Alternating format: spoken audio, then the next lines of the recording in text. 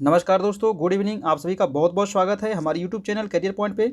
मैं मुकेश कुमार आप सबका बहुत बहुत स्वागत करता हूं। चलिए दोस्तों, आज हम लोग स्टार्ट करते हैं बिहार एक दृष्टि में। इसका आज 5वां दिन है, यानी बिहार से संबंधित हम लोग महत्वपूर्ण प्रश्न देख रहे हैं बीपीएससी एंड बिहार दरोगा के लिए, जो आपको बार बार एग्जाम में पूछा जाता है और जो पूछा गया है सभी महत्वपूर्ण प्रश्नों को यहाँ पे एकत्रित किया गया है। ये आपका व्हाट्सएप ग्रुप है दोस्तों, अगर आप इससे जुड़ना चाहते हैं, यहाँ पे डेली बेसिस पे आपको मटेरियल प्रोवाइड कराया जाता है, तो आप यहाँ से जुड़ सकते हैं। आज टोटल हम लोग 120 महत्वपूर्ण प्रश्न लगभग हम लोग देखेंगे और इसका पीडीएफ दोस्तों आपको हमारे टेलीग्राम चैनल पे मिल जाएगा।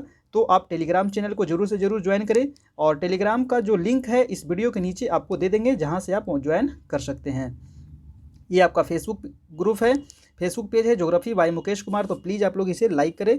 और ये आपका यूट्यूब चैनल है career point by Mukesh sir, तो प्लीज़ आप लोग इसे जरूर से जरूर दोस्तों सब्सक्राइब करें। और वीडियो अच्छा लगे तो लास्ट में आप लोग बताइएगा कि आप सभी को ये प्रश्न कैसा लगा, है ना। अगर इसमें कुछ बदलाव चाहते हैं तो आप लोग कॉमेंट कर सकते हैं नीचे, और वीडियो अच्छा लगे तो एक लाइक कीजिएगा। चलिए दोस्तों स्टार्ट करते हैं। आज का पहला प्रश्न है कि बिहार राज्य का नाम निम्नलिखित में से किस कारण बिहार पड़ा। अब बताइए कि बिहार राज्य का जो नाम पड़ा बिहार, ये क्यों पड़ा। तो पहला का आंसर क्या हो जाएगा, फर्स्ट का आंसर हो जाएगा आपका बी नंबर, यानी कि बौद्ध विहार के कारण बिहार का नाम बिहार पड़ा था। ठीक है, आंसर हो जाएगा आपका पहला का बी। चलिए दूसरा प्रश्न है कि बोध गया में महाबोधि मंदिर कहाँ बनाया गया है। तो बोध गया में आपको महाबोधि मंदिर है, और ये कहाँ बनाया गया है, तो जहाँ पे गौतम बुद्ध को ज्ञान की प्राप्ति हुई थी। आंसर क्या हो जाएगा आपका बी। नेक्स्ट प्रश्न देख लेते हैं आपका थर्ड नंबर की बिहार के बक्सर एवं चिरांद, बिहार के बक्सर एवं चिरांद स्थानों से किस स्थान के पुरातात्विक अवशेष मिले हैं।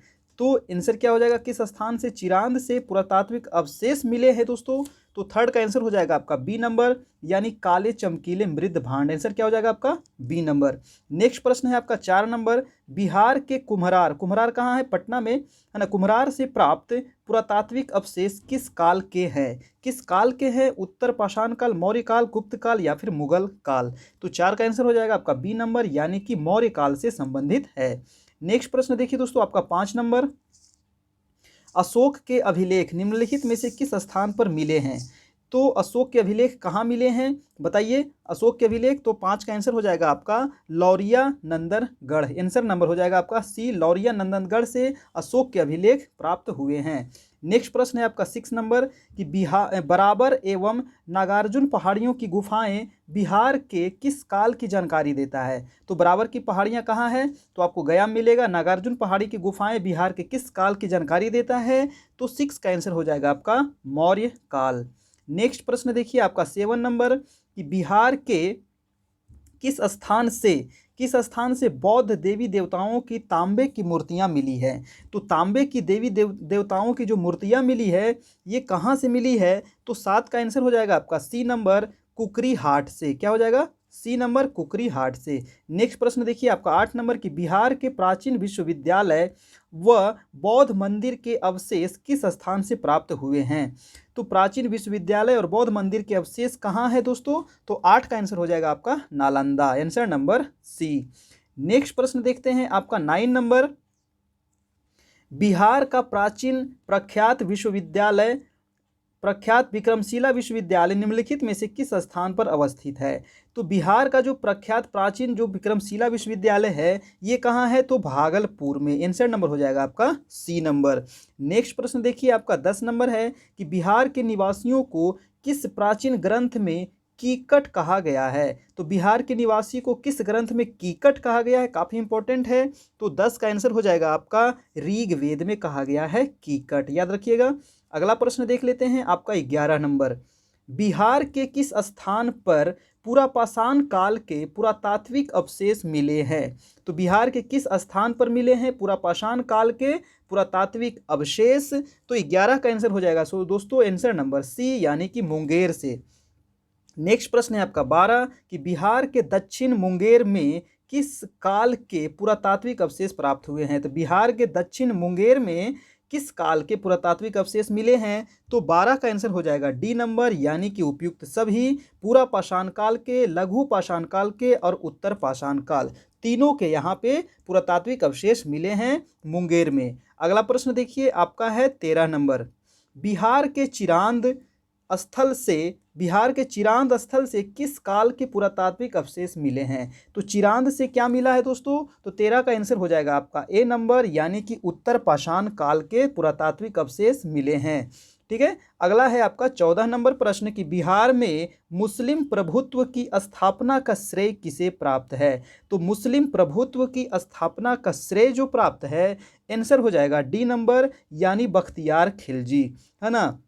बख्तियार खिलजी का ये स्थापना का श्रेय प्राप्त है। अगला प्रश्न देखिए आपका 15 नंबर कि बिहार में भीषण भूकंप किस वर्ष आया था? ये क्वेश्चन पूछा गया प्रश्न है कि बिहार में भीषण भूकंप किस वर्ष आया था जिसमें जन धन की अपार क्षति हुई थी?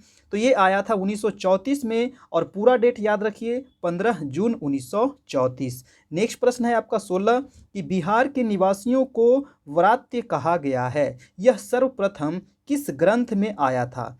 व्रात्य कहा गया है बिहार के निवासियों को, और ये सर्वप्रथम किस ग्रंथ में आया था? तो 16 का आंसर हो जाएगा आपका ए नंबर, यानी पंचविंश ब्राह्मण में। क्या हो जाएगा? पंचविंश ब्राह्मण में। नेक्स्ट प्रश्न देखिए दोस्तों आपका 17 नंबर, बिहार में प्रारंभिक तुर्क गतिविधियों के संदर्भ में महत्वपूर्ण जानकारी का प्रमुख स्रोत क्या है? तो बिहार में प्रारंभिक तुर्क गतिविधियों के संदर्भ में महत्वपूर्ण जो जानकारी का प्रमुख स्रोत है वो क्या है? तो आंसर हो जाएगा Tabaqat Nasiri, answer number B. Next प्रश्न देखिए आपका 18 नंबर, बिहार में सर्वप्रथम आने वाला विदेशी यात्री कौन था? तो सर्वप्रथम कौन आया था विदेशी यात्री बिहार में? तो आंसर हो जाएगा मेगास्थनीज। किसके दरबार में आया था दोस्तों? चंद्रगुप्त मौर्य। अगला प्रश्न है आपका 19 नंबर कि 1619-20 ईस्वी में किस ईरानी यात्री ने बिहार की यात्रा की थी? तो वो ईरानी यात्री कौन था जो 1619-20 ईस्वी में बिहार आया था? तो वो था आपका मोहम्मद सादिक। कौन था? मोहम्मद सादिक। नेक्स्ट प्रश्न दोस्तों आपका 20 नंबर, 1913 ईस्वी में पटना में अनुशीलन समिति की एक शाखा को स्थापित करने का श्रेय किसे प्राप्त है? ठीक है, तो 1913 ईस्वी में पटना में अनुशीलन समिति की एक शाखा को स्थापित करने का श्रेय जो प्राप्त है वो है सचिंद्रनाथ सन्याल को। ठीक है, सचिंद्रनाथ सन्याल को, आंसर हो जाएगा आपका डी। नेक्स्ट प्रश्न देखिए आपका है 21, मुंगेर का बढ़हिया ताल विरोधी का उद्देश्य क्या था? मुंगेर का बढ़हिया ताल विरोधी का उद्देश्य क्या था? तो इसका जो उद्देश्य था दोस्तों, आंसर नंबर ए हो जाएगा, यानी बकास्क भूमि की वापसी की मांग। ठीक है, क्या उद्देश्य था? बकास्क भूमि की वापसी की मांग। नेक्स्ट प्रश्न है आपका 22 कि बिहार किस गौरवमयी साम्राज्य का स्थान रहा है? तो बिहार किस गौरवमयी साम्राज्य का स्थान रहा है? तो आंसर हो जाएगा आपका सी नंबर, यानी कि मगध। नेक्स्ट है आपका 23, बिहार निम्नलिखित में से किस महापुरुष का कार्यकाल रहा था? तो बिहार में जो किस महापुरुष का कार्यस्थल रहा था? तो क्या हो जाएगा? गौतम बुद्ध का। ठीक है, अगर ऑप्शन में अगर रहता आपको जैन, है ना, महावीर का, तो वो महावीर भी हो जाता। ठीक है, तो यहाँ आंसर हो जाएगा गौतम बुद्ध। नेक्स्ट प्रश्न है आपका 24, निम्नलिखित में से कौन सा बिहार का प्राचीन राजवंश नहीं रहा है? तो प्राचीन राजवंश नहीं रहा है, तो नहीं पूछ रहा है, तो वो क्या हो जाएगा आपका आंसर नंबर कलिंग वंश। कलिंग वंश यहाँ नहीं रहा है। कलिंग वंश कहाँ था? तो उड़ीसा में था, तो आंसर हो जाएगा उड़ीसा में कलिंग, है ना। तो वैशाली यहाँ था, शिशुनाग था और हर्यक भी था। अगला प्रश्न है आपका 25, किस आक्रमणकारी ने बिहार पर किए गए आक्रमण के दौरान नालंदा के प्रसिद्ध विश्वविद्यालय को नष्ट कर दिया था? तो नालंदा में जो प्रसिद्ध विश्वविद्यालय था वो कौन था? तो नालंदा विश्वविद्यालय था। और उसको नष्ट किसने किया था? तो किसने किया था दोस्तों? 25 का आंसर हो जाएगा Bakhtiyar Khilji, answer number B. Next प्रश्न देखते हैं आपका 26 है कि तुगलक काल में बिहार की राजधानी थी। तुगलक काल में बिहार की राजधानी कहाँ थी? पटना सिटी, हाजीपुर, नालंदा या फिर बिहार शरीफ? तो आंसर हो जाएगा बिहार शरीफ। तुगलक काल में बिहार की जो राजधानी थी बिहार शरीफ। नेक्स्ट प्रश्न है आपका 27 कि शेर शाह सूरी ने किस वर्ष पटना को राजधानी बनाया था? काफ़ी इंपॉर्टेंट है। तो शेर शाह सूरी ने पटना को राजधानी कब बनाया था? तो आंसर हो जाएगा 1541 ईस्वी, आंसर नंबर ए।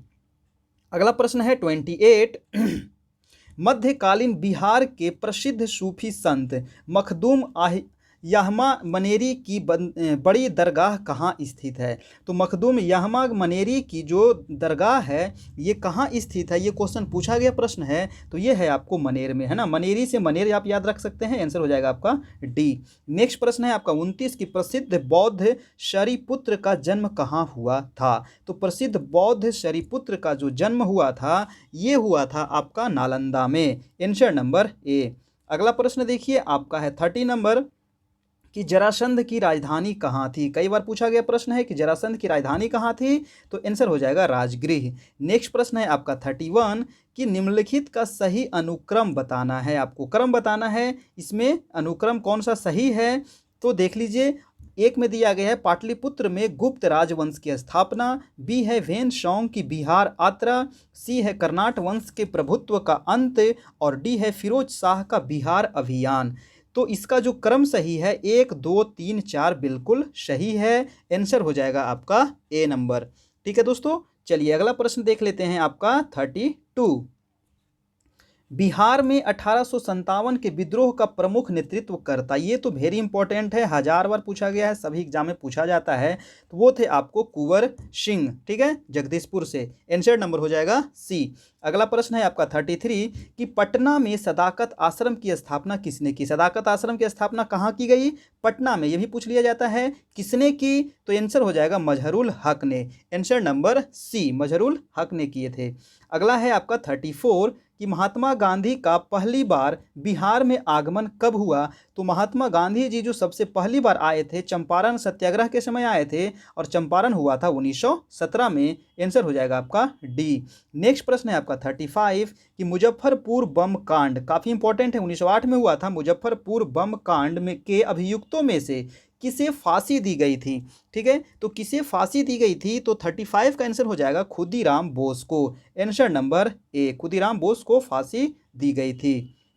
अगला प्रश्न है आपका 36 कि बिहार छात्र परिषद का गठन किसने किया था? तो बिहार छात्र परिषद का गठन किसने किया था? 36 का आंसर हो जाएगा Rajendra Prasad, answer number A. Next प्रश्न है दोस्तों आपका 37 कि बिहार के किन भागों को भांगर मिट्टी का क्षेत्र कहा जाता है? तो बिहार के किस भाग को भांगर मिट्टी का क्षेत्र कहते हैं? तो वो जो आपका क्षेत्र है ऑप्शन देख के आपको बताना है।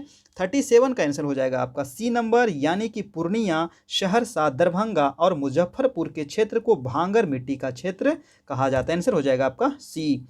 अगला प्रश्न देखिए आपका है 38 कि गौरगी संहिता में पाटलिपुत्र पर यवनों के आक्रमण का उल्लेख है। गौरगी संहिता में पाटलिपुत्र पर यवन के आक्रमण का उल्लेख है, यह आक्रमण किसके राज्यकाल में हुआ था? तो ये जो आक्रमण हुआ था पुष्यमित्र शुंग के राज्यकाल में हुआ था, ठीक है, आंसर हो जाएगा आपका ए नंबर, पुष्यमित्र शुंग के राज्यकाल में हुआ था। अगला प्रश्न है आपका 39 इब्राहिम लोदी के काल में बिहार का सूबेदार कौन था? तो इब्राहिम लोदी के काल में जो बिहार का सूबेदार था, आंसर हो जाएगा आपका दरिया खां नुहानी। कौन था दोस्तों? Darya Khan Nuhani, answer number A. Next प्रश्न है आपका 40 कि 1770 से 1771 ईस्वी में बिहार का कौन सा क्षेत्र सन्यासी विद्रोह का केंद्र रहा था? तो सन्यासी विद्रोह कब हुआ था? तो 1770 से 71 में। तो वो कौन सा क्षेत्र केंद्र था इसका सन्यासी विद्रोह का? तो 40 का आंसर हो जाएगा पूर्णिया, आंसर क्या हो जाएगा आपका ए नंबर, पूर्णिया। नेक्स्ट प्रश्न देखिए आपका है 41 प्रश्न है कि 18वीं शताब्दी ईस्वी में बिहार किस उद्योग का चर्चित केंद्र रहा था? तो बिहार कौन से उद्योग का चर्चित केंद्र था 18वीं शताब्दी में? तो हो जाएगा सोरा उद्योग, है ना, क्या हो जाएगा? सोरा उद्योग, ये काफ़ी इंपॉर्टेंट है, पूछा गया प्रश्न है। नेक्स्ट प्रश्न है आपका 42 कि बिहार की राजधानी पटना में सचिवालय गोलीकांड, काफ़ी इंपॉर्टेंट है, बताइए सचिवालय गोलीकांड जो हुआ था ये डेट बताना है कब हुआ था? तो 11 अगस्त 1942 भारत छोड़ो आंदोलन के समय हुआ था। भारत छोड़ो आंदोलन कब शुरू हुआ था? तो 8 अगस्त 1942 को, और 11 अगस्त को हुआ था पटना सचिवालय में गोली कांड। अगला प्रश्न है आपका 43 9 अगस्त 1942 को डॉक्टर राजेंद्र प्रसाद, जिसको राजेंद्र बाबू कहा जाता है, को निम्नलिखित में से किस जिलाधिकारी ने गिरफ्तार किया था? तो भारत छोड़ो आंदोलन के समय सभी बड़े बड़े नेताओं को गिरफ्तार कर लिया गया था। तो 9 अगस्त को राजेंद्र प्रसाद को गिरफ्तार कर लिया गया, और उनको गिरफ्तार किसने किया? तो क्या हो जाएगा, किसने किया था, WC आर्चर ने। उनको गिरफ्तार करने वाले जो अधिकारी थे वो थे WC Archer, WG Archer, answer number ए। ठीक है दोस्तों, अगला प्रश्न है आपको 44। किस मुगल शासक ने सर्वप्रथम बिहार को अपने साम्राज्य में मिला लिया था? तो वो कौन सा शासक था, मुगल शासक जो सबसे पहले बिहार को मिला लिया था, तो वो था आपका अकबर। ठीक है, अकबर ही सबसे पहले बिहार को अपने साम्राज्य में मिला लिया था। नेक्स्ट प्रश्न है आपका 45। बिहार में अंतिम अफगान सुल्तान कौन था? तो बिहार में जो अंतिम अफगान सुल्तान था वो था आपका दाऊद खां करारानी। आंसर नंबर हो जाएगा आपका D C, answer number C, Daud Khan Karrani. Next प्रश्न है आपका 46 कि मुमताज महल के भाई शाइस्ता खां, मुमताज महल के भाई कौन था, शाइस्ता खां को 1639 से 43 ईस्वी में कहाँ का गवर्नर बनाया गया था? तो वो बनाया गया था बिहार का गवर्नर, शाइस्ता खां को, जो मुमताज महल का भाई था। चलिए दोस्तों, अगला प्रश्न है आपका 47। बिहार में निम्नलिखित में से किस सिख गुरु का जन्म हुआ था? काफ़ी इंपॉर्टेंट है, कई बार पूछा गया है। तो वो थे गुरु गोविंद सिंह, सिखों के 10वें गुरु गुरु गोविंद सिंह। इनका जन्म हुआ था पटना में, है ना, पटना सिटी में। ठीक है, अगला प्रश्न है दोस्तों आपका 48 कि गुरु गोविंद सिंह के जन्म स्थान को किस नाम से पुकारा जाता है? तो इनके जन्म स्थान को पुकारा जाता है श्री हरमिंदर जी, है ना, श्री हरमिंदर जी। आंसर नंबर बी, काफ़ी इंपॉर्टेंट है, याद रखिएगा, श्री हरमिंदर जी गुरु गोविंद सिंह के जन्म स्थान को पुकारा जाता है। अगला प्रश्न है आपका 49। 1930 ईस्वी में बिहार में नमक सत्याग्रह सर्वप्रथम निम्नलिखित में से किस जिलों में आरंभ हुआ था? तो बिहार में जो नमक सत्याग्रह सबसे पहले आरंभ हुआ था वो किस जिला में आरंभ हुआ था 1930 ईस्वी में? तो आंसर हो जाएगा चंपारण और सारण से। चंपारण और सारण से सबसे पहले नमक सत्याग्रह शुरू हुआ था बिहार में 1930। याद रखिएगा दोस्तों, काफ़ी इंपॉर्टेंट है। ठीक है, क्योंकि बिहार से संबंधित हमेशा आपको बीपीएससी में पूछा जाएगा, बहुत पूछा जाता है। ठीक है, बिहार में नमक सत्याग्रह निम्नलिखित में से किस दिन शुरू हुआ था? बताइए, नमक सत्याग्रह बिहार में कब शुरू हुआ था? तो 1930 में तो हुआ था, पूरा डेट बताना है। तो आंसर हो जाएगा आपको 18 अप्रैल 1930, आंसर नंबर बी, 18 अप्रैल 1930 नमक सत्याग्रह बिहार। अगला प्रश्न है आपको 51। बिहार में नंगी हड़ताल का आंदोलन कहाँ हुआ था? ये भी पूछा गया प्रश्न है। नंगी हड़ताल किया गया था तो ये जेल में किया गया था, बक्सर के जेल में। आंसर नंबर हो जाएगा आपका, सॉरी, छपरा के जेल में, है ना, सॉरी यहाँ गलती हो गया, छपरा के जेल में किया गया था दोस्तों, बक्सर नहीं, छपरा के जेल में। आंसर हो जाएगा आपका बी। ठीक है, छपरा के जेल में किया गया था नंगी हड़ताल। नेक्स्ट प्रश्न है आपका 52। बिहार के पटना में 16 अप्रैल 1930 के नमक सत्याग्रह का नेतृत्व निम्नलिखित में से किस नेता ने किया था? तो नमक सत्याग्रह का जो नेतृत्व किया था 16 अप्रैल 1930 को, तो वो नेता थे आपको Ambika Kant Singh, Ambika Kant Singh, answer number C. Next प्रश्न है आपको 53 कि बिहार में पटना युवक संघ की स्थापना कब हुई थी? तो बिहार में पटना में हुआ था युवक संघ की स्थापना, तो वो हुआ था आपको 1927 ईस्वी में। कब हुआ था? 1927, याद रखिएगा, बी नंबर आंसर हो जाएगा। अगला प्रश्न है आपका 54। बिहार में 1935 ईस्वी में कांग्रेस का स्वर्ण जयंती बड़े धूमधाम से मनाया गया था। 1935 में मनाया गया था कांग्रेस का स्वर्ण जयंती बड़े धूमधाम से। उस समय बिहार के कांग्रेस अध्यक्ष कौन थे? तो उस समय 1935 में बिहार के कांग्रेस अध्यक्ष थे, वो थे श्री कृष्ण सिंह, और श्री कृष्ण सिंह बिहार के प्रथम मुख्यमंत्री भी थे। याद रखिएगा। नेक्स्ट प्रश्न है आपको 55। निम्नलिखित में से किस सुल्तान ने दरभंगा का नाम बदलकर तुगलकपुर रख दिया था? काफ़ी इंपॉर्टेंट है, दरभंगा का नाम बदल करके इन्होंने तुगलकपुर रख दिया था। वो सुल्तान था आपका मोहम्मद बिन तुगलक, है ना, तुगलक के नाम पर तुगलक रख दिया था, मोहम्मद बिन तुगलक। आंसर नंबर हो जाएगा आपका बी। अगला प्रश्न देखिए आपका 56 है कि चेर राजवंश का शासन बिहार के निम्नलिखित में से किन किन जिलों में था? तो चेर राजवंश का शासन कहाँ कहाँ था बिहार में?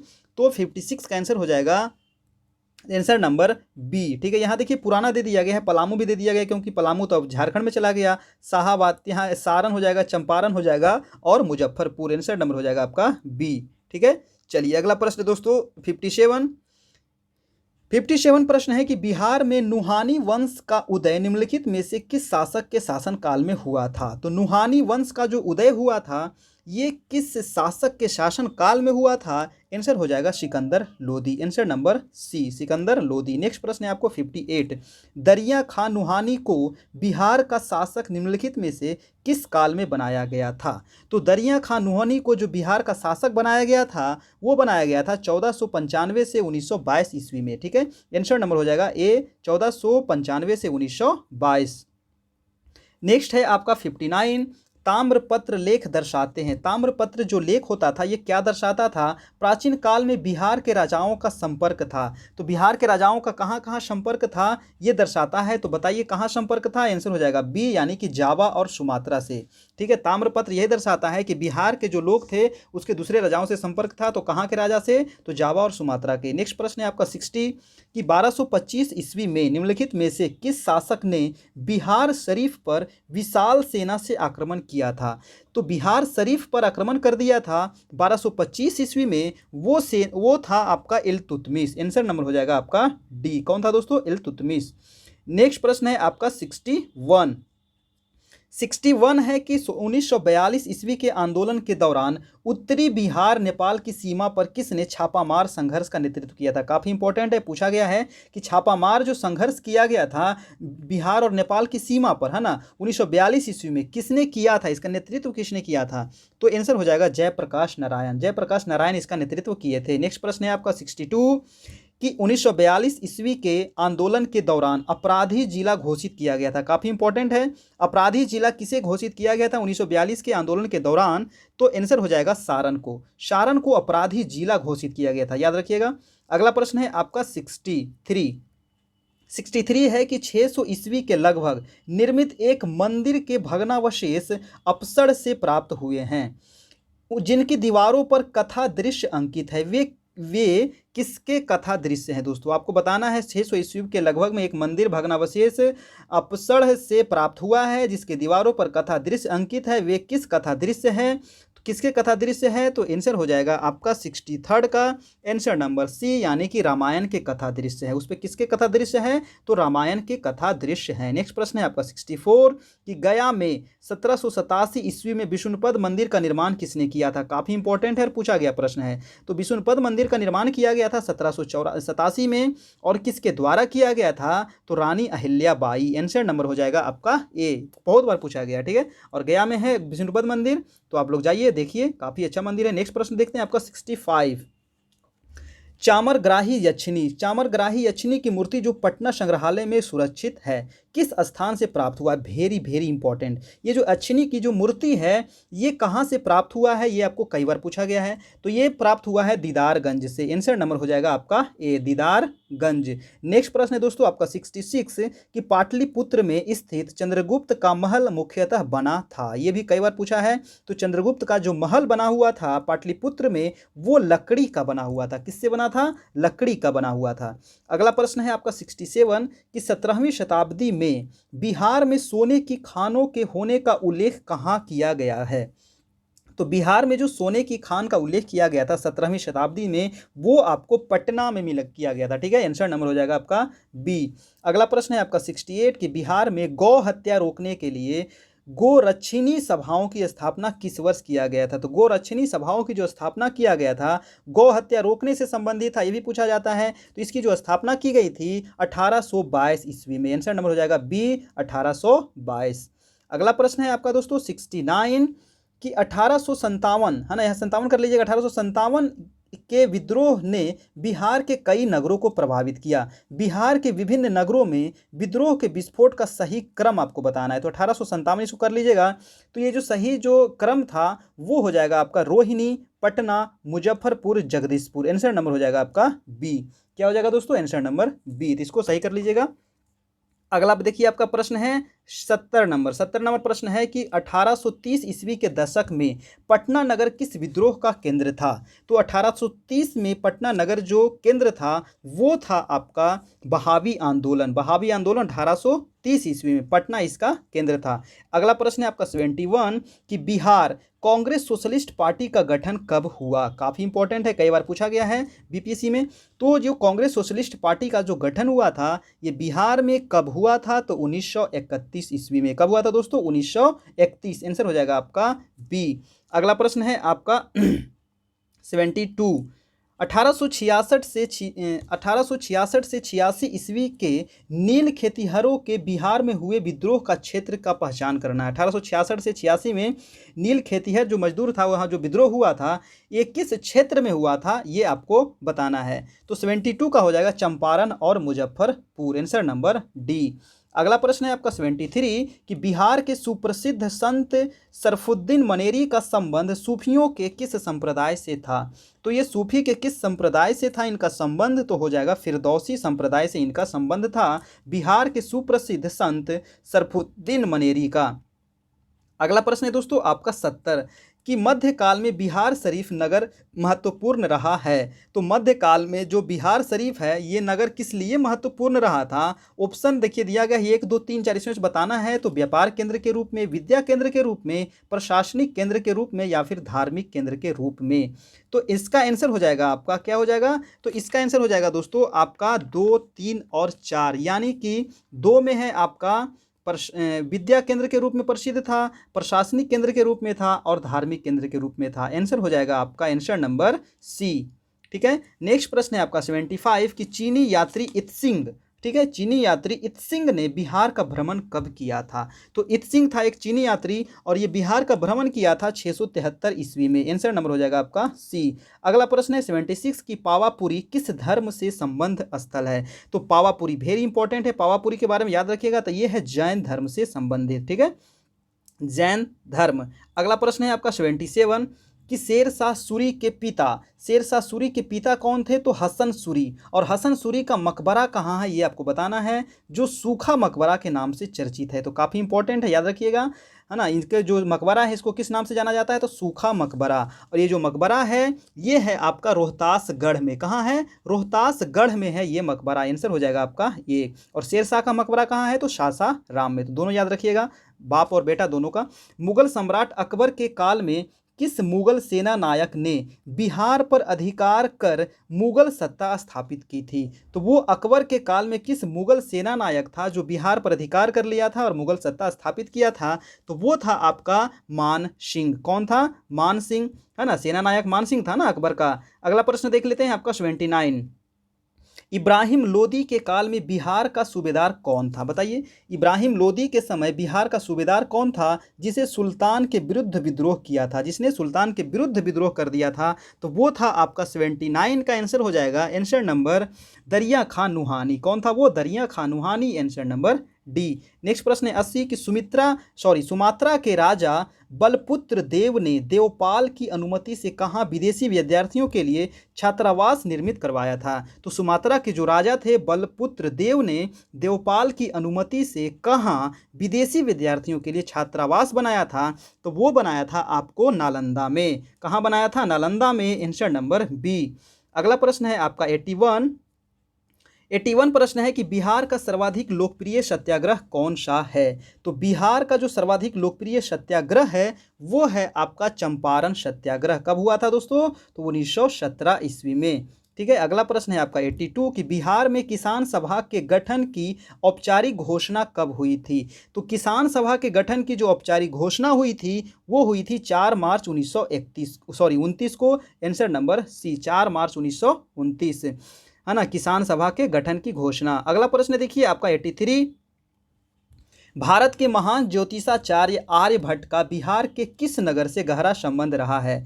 तो महान जो ज्योतिषाचार्य हैं आर्यभट्ट, वो कहाँ से संबंधित थे, बिहार के थे। और बिहार में कहाँ से थे, तो वो थे पटना, यानी कि पाटलिपुत्र। ये कई बार पूछा गया प्रश्न, याद रखिएगा। नेक्स्ट प्रश्न है दोस्तों आपका 84 कि बिहार में स्थित भारत के प्राचीन विश्वविद्यालयों में आप किसे मानते हैं। तो भारत के जो प्राचीन विश्वविद्यालय है वो कौन था, तो आंसर हो जाएगा डी नंबर, यानी कि नालंदा और Vikramshila. Answer number D, Nalanda और विक्रमशिला दोनों। 84 का हो जाएगा आपका डी। अगला प्रश्न देख लेते हैं चीनी यात्री वेन शांग ने भारत में 625 से 640 ईस्वी तक बिहार के किस विश्वविद्यालय में शिक्षा ग्रहण किया था? काफ़ी इंपॉर्टेंट है। वेन शांग कहाँ के यात्री था? चीनी के यात्री था और 625 से लेकर 640 ईस्वी तक बिहार के किस विश्वविद्यालय में उन्होंने शिक्षा ग्रहण किया था? तो वो था आपको नालंदा विश्वविद्यालय। Answer number C. अगला प्रश्न है आपका 86 की पटना को प्रांतीय राजधानी बनाया था। तो पटना को प्रांतीय राजधानी किसने बनाया था? तो आंसर हो जाएगा आपको शेर शाह। किसने बनाया था? शेर शाह। चलिए अगला प्रश्न देख लेते हैं दोस्तों। नेक्स्ट प्रश्न है 87 कि पटना में अंग्रेजों द्वारा फैक्ट्री स्थापित की गई थी। अंग्रेजों द्वारा जो पटना में फैक्ट्री बनाई गई थी ये कब बनाई गई थी? तो 1651 ईस्वी में। कब बनाई गई थी? 1651। Answer number D. अगला प्रश्न है आपका 88 कि पटना में गुरु गोविंद सिंह का जन्म किस वर्ष हुआ था? तो गुरु गोविंद सिंह का जन्म कहाँ हुआ है? पटना सिटी में। और इनका जन्म कब हुआ था? तो 1666 ईस्वी में। ये वेरी इंपॉर्टेंट है, कई बार पूछा गया है, याद रखिएगा।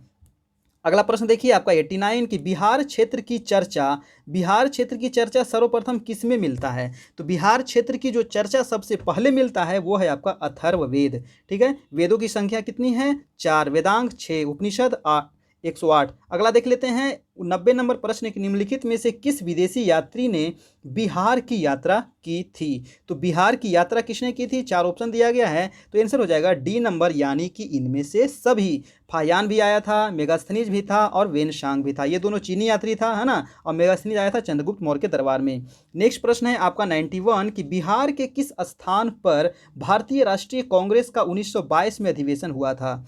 तो भारतीय राष्ट्रीय कांग्रेस का जो 1922 में जो अधिवेशन हुआ था वो हुआ था आपको गया में। ठीक है, याद रखिएगा। और देखिए बिहार में 2 अधिवेशन हुआ था, एक हुआ था 1922 में, एक हुआ था 1912 में। तो 1912 वाला हुआ था पटना के बांकीपुर में। ठीक है, याद रखिएगा।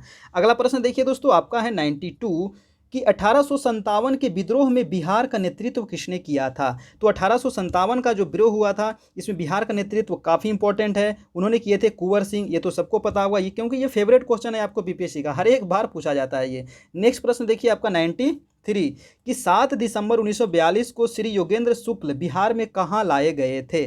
तो 7 दिसंबर 1982 को श्री योगेंद्र शुक्ल जो थे बिहार में कहाँ आए थे? तो वो आंसर हो जाएगा आपका पटना। ठीक है, पटना, आंसर नंबर बी। ठीक है, अगला प्रश्न देख लेते हैं दोस्तों आपका 94 है कि प्रसिद्ध ऐतिहासिक स्थल चौसा। ये कई बार पूछा गया है, चौसा काफ़ी इंपॉर्टेंट है ना। बिहार के किस जिले में है? तो चौसा जो है ये बक्सर में। आप जैसे ही यूपी से आते होंगे, कभी कभी देखते होंगे ट्रेन से, तो ये चौसा आप इन करते होंगे। तो चौसा कहाँ पड़ता है? बिहार, बक्सर में, है ना। 95 देखिए प्रश्न कि बिहार का गांधी नाम से कौन प्रसिद्ध है? तो बिहार का गांधी किसे कहा जाता है? तो बहुत इंपॉर्टेंट है, आंसर हो जाएगा मजहरूल हक। मजहरूल हक को कहा जाता है बिहार का गांधी।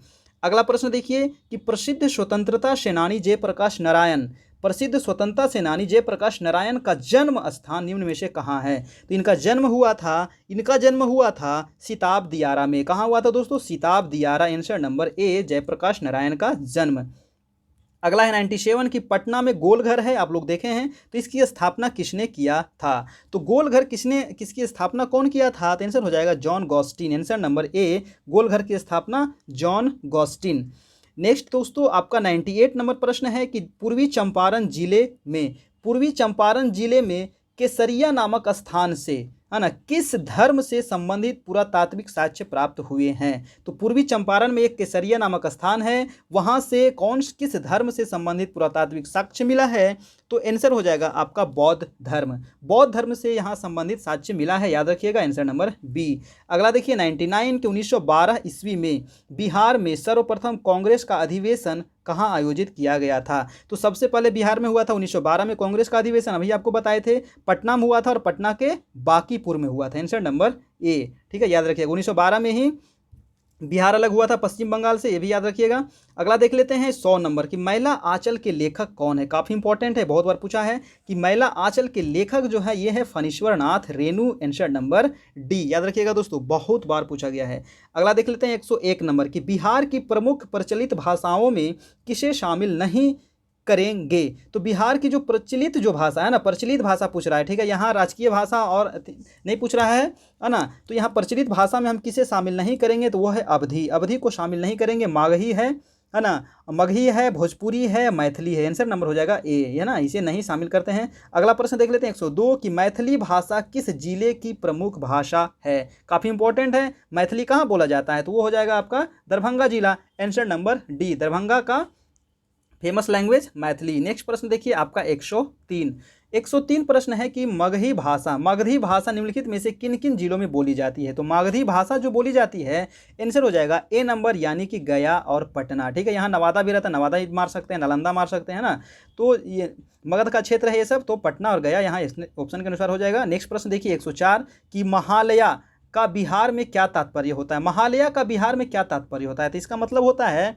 पितृपक्ष मेला लगता है। कहाँ लगता है, तो गया में लगता है ना, तो ये महालया का अर्थ होता है पितृपक्ष। नेक्स्ट प्रश्न देखिए आपका 105 बिहार का विश्वविख्यात सोनपुर का मेला, आपको पता है कि सोनपुर का मेला लगता है, तो ये किस दिन आयोजित किया जाता है। ये मेला जो है आपको 1 महीना लगता है दोस्तों, है ना, तो ये 1 महीना लगता है, ये कार्तिक पूर्णिमा को। आंसर नंबर हो जाएगा आपका बी नंबर। ठीक है, सोनपुर का मेला, और ये पशु का एशिया का सबसे बड़ा मेला है। नेक्स्ट प्रश्न देखिए आपका 106 कि थावे का तीर्थ स्थल कहाँ स्थित है। थावे का जो तीर्थ स्थल है ये कहाँ है, तो ये है आपका थावे का तीर्थ स्थल गोपालगंज में। कहाँ है, गोपालगंज। नेक्स्ट प्रश्न है आपका 107 कि बिहार के किस क्रांतिकारी ने सितंबर 1928 में हिंदुस्तान सोशलिस्ट रिपब्लिक आर्मी की बैठक में भाग लिया था। तो 1928 में हिंदुस्तान सोशलिस्ट रिपब्लिक आर्मी की बैठक में भाग लिया था, वो क्रांतिकारी थे आपको फणीश्वरनाथ घोष, सॉरी फणींद्रनाथ घोष, फणीश्वर नहीं फणींद्रनाथ घोष। आंसर हो जाएगा आपका डी, फणींद्रनाथ घोष। अगला है आपका 108 नंबर की बिहार राष्ट्र भाषा परिषद पटना की स्थापना कब हुई थी। तो बिहार राष्ट्र भाषा परिषद पटना की स्थापना हुई थी आपका 1950 ईस्वी में। आंसर नंबर ए 1950 में हुई थी। नेक्स्ट प्रश्न है आपका 109 कि नालंदा विश्वविद्यालय में शिक्षा का माध्यम क्या था। तो नालंदा विश्वविद्यालय में जो शिक्षा का माध्यम था दोस्तों, वो था आपको पाली भाषा, क्योंकि नालंदा में आपको बौद्ध धर्म से संबंधित शिक्षा दी जाती थी, और बौद्ध धर्म पाली भाषा में बुद्ध भगवान ने सबसे पहले उपदेश दिया था, और पाली भाषा में ही उपदेश दिए थे वो सबसे ज़्यादा, इसीलिए पाली भाषा में वहाँ शिक्षा दी जाती थी। नेक्स्ट प्रश्न देखिए आपका 110 कि विक्रमशिला विश्वविद्यालय बौद्ध धर्म की किस शाखा का प्रमुख केंद्र था। तो बौद्ध धर्म की किस शाखा का केंद्र था विक्रमशिला विश्वविद्यालय, तो 110 का आंसर हो जाएगा आपका वज्रयान। आंसर नंबर डी, यानी कि वज्रयान शाखा का ये केंद्र था। नेक्स्ट प्रश्न है आपका 111 विक्रमशिला विश्वविद्यालय किस विद्या की शिक्षा का केंद्र था। तो कौन सी विद्या यहाँ पे दी जाती थी, तो अब बताना है। 11 का आंसर हो जाएगा तंत्र विद्या। यहाँ कौन सी विद्या दी जाती थी, तंत्र विद्या दी जाती थी। नेक्स्ट प्रश्न देखिए दोस्तों 112। वीडियो अच्छा लग रहा हो तो एक लाइक कर दीजिएगा, और चैनल पे नए हैं दोस्तों तो चैनल को जरूर से जरूर सब्सक्राइब कर लीजिएगा, ताकि इसी प्रकार का आपको नेक्स्ट वीडियो मिलता रहे। और जाकर के आप प्लेलिस्ट में पढ़िए, वहाँ पे आपको ज्योग्राफी मैप के द्वारा पढ़ाया जा रहा है, बीपीएससी का टेस्ट कराया गया है, दरोगा का टेस्ट कराया गया है, सीटेट का पढ़ाया गया है, बहुत चीज़ पढ़ाया गया, आप वहाँ जाकर पढ़ सकते हैं। एनसीईआरटी बुक पढ़ाया गया है ना दोस्तों। चलिए 112 नंबर प्रश्न देख लेते हैं कि मुजफ्फरपुर का मेला संबंधित है। तो मुजफ्फरपुर का जो मेला है ये किससे संबंधित है, तो 12 का हो जाएगा साहित्य वार्षिकोत्सव से। किससे संबंधित है, साहित्य वार्षिकोत्सव से। आंसर नंबर ए। अगला देखिए 113 नंबर की मधुबनी चित्रकला की प्रमुख चित्रकार कौन है। काफ़ी इंपॉर्टेंट है मधुबनी चित्रकला, हमेशा एक बार एक प्रश्न पूछा जाता है मधुबनी से। मधुबनी तो सबसे पहले आपको याद होना चाहिए बिहार से संबंधित चित्रकला है, और इसमें जो आंसर नंबर हो जाएगा डी, यानी कि प्रमुख चित्रकार ये तीनों हैं, कौशल्या देवी, सिया देवी और शशिकला देवी। आंसर नंबर डी हो गया। नेक्स्ट प्रश्न देख लेते हैं आपका 114। अरेराज का प्रसिद्ध शिव मंदिर, अरेराज का प्रसिद्ध शिव मंदिर बिहार के किस जिले में है। काफ़ी इंपॉर्टेंट है, पूछा गया है।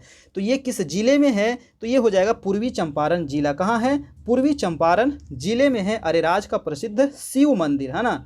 नेक्स्ट प्रश्न है 115 कि पटना संग्रहालय की सर्वाधिक चर्चित निधि कौन सी है। तो पटना संग्रहालय की जो सर्वाधिक चर्चित निधि है, आंसर नंबर सी, यानी दीदारगंज से मिला था यक्षिणी का मूर्ति। आंसर नंबर सी, है ना, 115 का सी नंबर। अगला देखते हैं 116 कि उस्ताद बिस्मिल्लाह खां का जन्म कहाँ हुआ था। काफ़ी इंपॉर्टेंट है, बताइए। उस्ताद बिस्मिल्लाह खां का जो जन्म हुआ था दोस्तों, ये बक्सर में हुआ था, और ये डुमराव के बक्सर में हुआ था। डुमराव कहाँ है, तो बक्सर में, यही हुआ था उस्ताद बिस्मिल्लाह खां का जन्म। काफ़ी इंपॉर्टेंट है दोस्तों, याद रखिएगा। 117 है कि बिहार में हिंदी साहित्य सम्मेलन की स्थापना हुई थी। तो हिंदी साहित्य सम्मेलन की जो स्थापना हुई थी ये कहाँ हुई थी, बिहार में हुई थी, और कब हुई थी, तो 1919 ईस्वी में हुई थी। आंसर नंबर ए, ठीक है, याद रखिएगा। अगला प्रश्न हैं आपको कि बिहार की पहली फिल्म, तो बिहार की पहली फिल्म की बात कर रहा है, ठीक है। यहाँ भोजपुरी और हिंदी नहीं कर रहा है, सिर्फ कह रहा है बिहार की पहली फिल्म था, तो आंसर हो जाएगा पुनर्मिलन। कौन सा फिल्म था? पुनर्मिलन, आंसर नंबर सी। नेक्स्ट प्रश्न है 119 कि बिहार की किसी भी आंचलिक भाषा में निर्मित पहली फिल्म, तो पहली फिल्म जो भाषा में निर्मित है आंचलिक भाषा में, वो हो जाएगा हे गंगा मैया तोहे पियहरी चढ़ैबो, आंसर नंबर सी, ठीक है।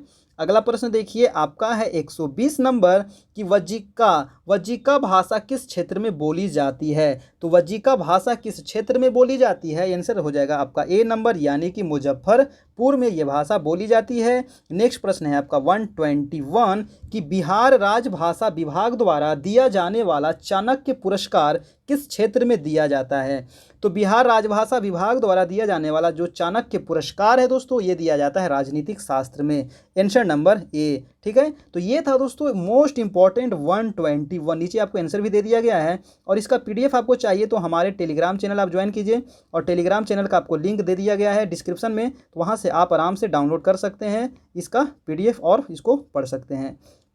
तो ये सेशन आपको कैसा लगा दोस्तों, आप लोग कमेंट करके बताइएगा नीचे, और अच्छा लगा हो तो एक लाइक कीजिएगा, और चैनल पे नए हैं अभी तक चैनल को सब्सक्राइब नहीं किए हैं तो प्लीज़ हमारे चैनल को जरूर से जरूर सब्सक्राइब कर ले। ये आपका व्हाट्सएप ग्रुप है, तो आप लोग इसे मैसेज करिए, आपको व्हाट्सएप ग्रुप में जोड़ दिया जाएगा, और ये इसका पीडीएफ आपको बता दिए कि टेलीग्राम में मिल जाएगा। और ये हमारा दोस्तों फेसबुक पेज है, तो प्लीज़ आप लोग इसे जरूर से जरूर लाइक कीजिए।